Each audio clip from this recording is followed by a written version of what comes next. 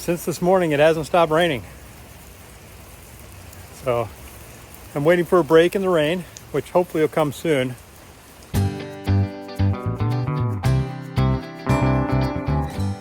This is the southeast corner of the property. This was the first fence I really put up. And you can see it's going all the way down over there. It is from this point that the property goes north, which from this angle means taking a left and going that way. I found this before. I wound up a bunch of it and just tucked it into this tree. And as I start walking down, I see a lot more of it, sort of weaving in and out of trees.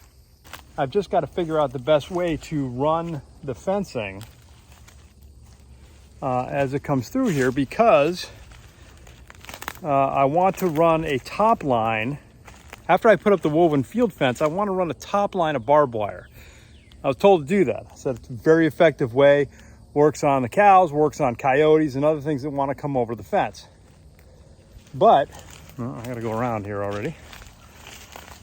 The other thing I want to put on it is a hot line, a hot wire, an electric wire that goes all the way around the perimeter. And I want that so that I have a hot place to connect to with temporary fencing, not to use a solar charged, battery powered fence energizer. They're good, they serve a purpose. I think early on they create a very flexible and mobile infrastructure, but I'm reaching the point that I would like to be able to, since I'm putting in permanent fencing, why don't I just set it up so that I have access to this at any time, and I can just alligator clip it on there, or whatever you're supposed to do, and run any and all fencing that I put out. So I also need to have about a 2-inch space on the inside of the fence line so that I can run that hot line. And look at that, somebody was out here. It's just rude though, man. Somebody just dumping their trash. So there's my fence line right down there. Other side of those trees. And these big trees that are lining it come to about this point. All right. But then I turn and I look down and I've got about a straight shot, except for that one tree behind that post. That one tree, everything else is clear for the most part. So as I'm thinking, this is where I need to come up with some solutions. I hate to give up anything. I hate to give up any space on the land. I like to build a fence right up to within just a couple of inches of the property line. But I think it may be smart to use these trees, the inside of these trees, as basically my barrier. And so they will just become extra enforcing points along this trail. And I think I can make that happen. So being back down at the fence end, here's what I see as an issue. That's my corner post. It aligns on the outside of these. So if I want to use the inside of the trees, I could start the fence here, run a brace across here to this tree, then wrap it, come around this tree, and this tree will be like a pulley. It won't work really well like that. But when I pull tension on that woven wire fence, I'm going to be pulling it along this tree so that it gives me a line all the way down. That's one way to do it. Or instead of starting here at the corner, I start at the buddy post, and the buddy post becomes a corner. And then I put a buddy post to the buddy post right up in here, and then run it straight from here. I give up several feet on the edge. If I do that, I just leave all this barbed wire in place, because that'll be a crowd pleaser for anything looking to get super close to the fence. but that may be the smartest and most efficient use of the space here and reduce the amount of rectal irritation that I have to go through to get this all prepped. So leave the old fencing material in there as a boundary, but for the purposes of what I'm doing now in terms of sequestering livestock inside the property, just use the buddy post and come in, you know, about this far. So, I don't know, 3 feet. So I'll clear these, this, all of this junk here, I'll get rid of it all. I'll open up all of these saplings, small trees, I'll take those out just to give myself a clear view. All of this, these trees will go. All this brush, this small tree, I'll take the limb off this tree here, cut the vine up higher to give a straight line, small one. I'll take out these overhanging limbs. I will get rid of those so that they don't drop down and take out the fence. By the way, you know what these are called?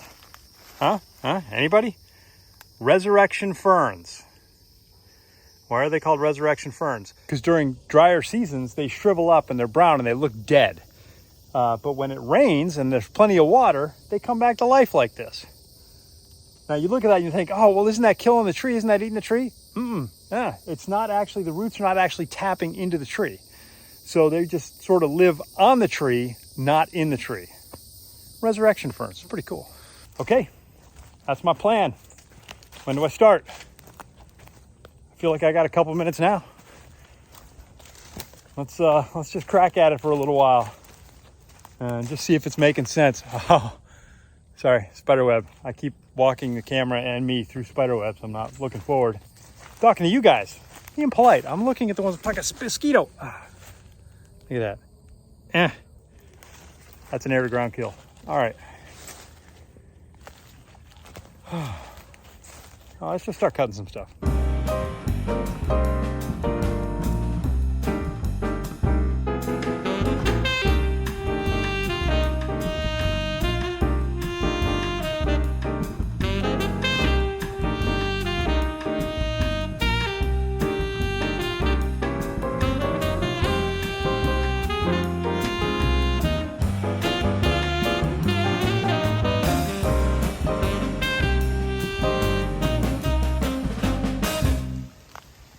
Rain's starting to come down again. Well, we got a good line. So all this stuff cleared out. If I take it from that post coming this way, past these trees, all of this is opened up. And without walking all the way down there because it's starting to rain, there's the post, which is a straight line back to that next corner. Good start. I got to get this cleaned out, but not right now because ooh, it's really starting to come down. I gotta hurry and get back to the barn. The barn!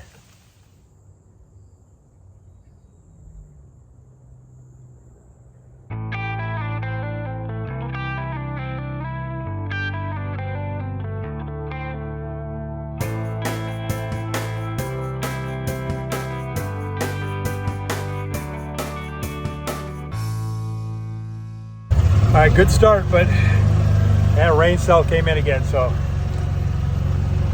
I don't want my equipment getting overly moistened. It's already kind of damp back there. All right, we'll hit it again later. Just moved the hens onto another patch of new ground here. Needed to do that because they'd been there for a week and they churned it up pretty good. I'll need to go around behind them now and clean up that area of stuff left over from the forestry mulcher. Stumps and whatnot. It's just the easiest time to clean it all up.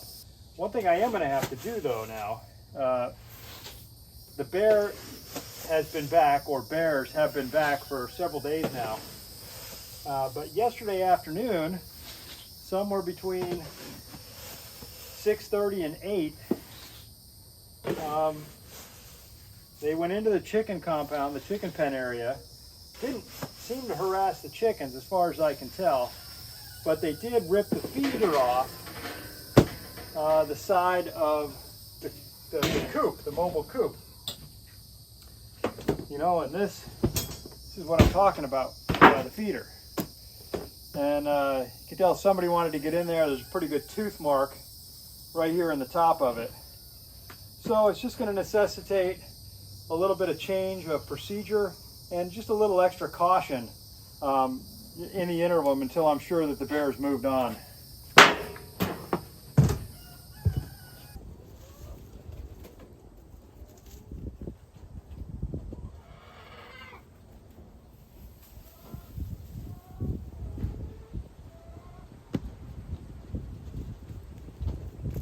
Normally, once I've set out the feed, I'll keep the cooler of feed right here.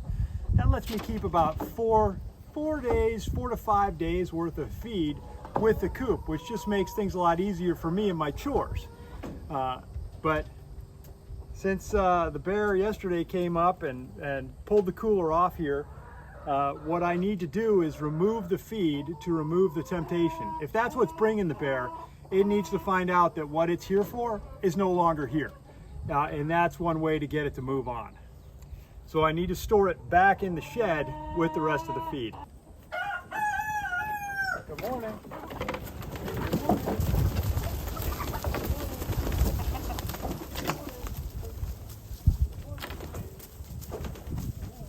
All right, well that's got them going there. They're doing good. There's a couple of young hens though that are less dominant. And so they don't get as much feed at the feed trays when it gets set out. And so I tend to spread seed around in other places where I want them to go churn up the ground and tear up the stuff that's there. And so they know I do that and they follow me a little bit and then watch to see where I point. They're very clever. And then they dig in and eat as much as they can before the rest of the girls see that there's more goodies in that other spot.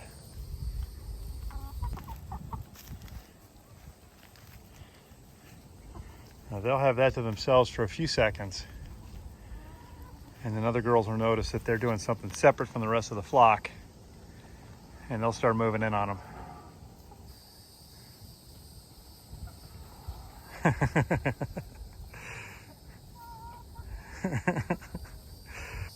Oh, here comes the big guy. He's about to start deciding who gets what.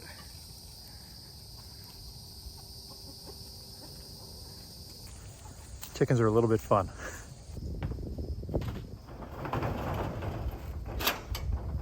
I think I'm going to get after that east fence line a little bit more today. I know it's not very exciting to watch me clearing up stuff. You know, it's what I'm working on. It's what I got to do.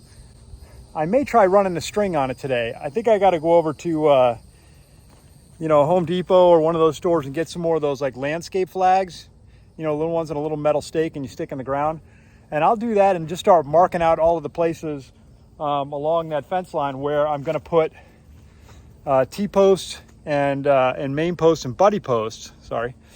And that will just move me forward a little bit. I don't have my tractor back yet, so I don't have my my auger, the means for using my 3-point auger post hole digger. So I may just get a whole bunch of those flags and just start marking out where the posts are going to go. Well, since this morning it hasn't stopped raining, so I'm waiting for a break in the rain, which hopefully will come soon. And that's weird. Makes my head look flat on one side. Come on, man, let's even it out. Anyway, waiting for a break in the rain. Now I'll get out there in the woods. I was able to go over and pick up some marking tags, like the survey tags, flags. And once those are in the ground, I'll know where to put my posts. I bought a lot of them so I can just keep going without having to stop. I'll just mark them all and then I can just go through and boom, boom, boom, drop T-posts in those holes. All right, I've been out here for a while on the east fence line. I'm up here at the north end, and I've been working out here for a while. I forgot the condition of this area out here. It is not ready for me to run string. I got a lot of work yet to clean it up. I've been out here, I got a lot done. I got all the vines that were hanging down. I got all them cut. Love this pole saw, by the way. Mosquitos. Man, I'll tell you, when I look up, I'll tell you, when I look up working with the pole saw, because I'm in glasses out here in a place that's not raining right now, but it feels like it is because I'm in the woods and all the water's still falling off the trees. Combined with my heat, my sweat, and the lack of evaporation because of the humidity level, I cannot see what's up in the air as I'm going. Man, that sucks. And I'd wear my contacts, but I'd still have to wear some kind of eye pro, and then I got the same problem. So, but this line is not ready for prime time. But hey, listen, you do an hour, you do 2 hours, you do whatever you can, 30 minutes in between rain showers. Eventually you get to the point that it is ready. And then you can get to the part that starts to feel good because it starts looking like a fence. Meanwhile, I still got stuff that I've been cutting down to get out of the way that's got to go. So I'll keep working on it. Man, I look around and I'm in a cloud of mosquitoes. They love me. I'm tasty. What can I say? I'm tasty. That's going to do it from here. We'll talk to you guys later.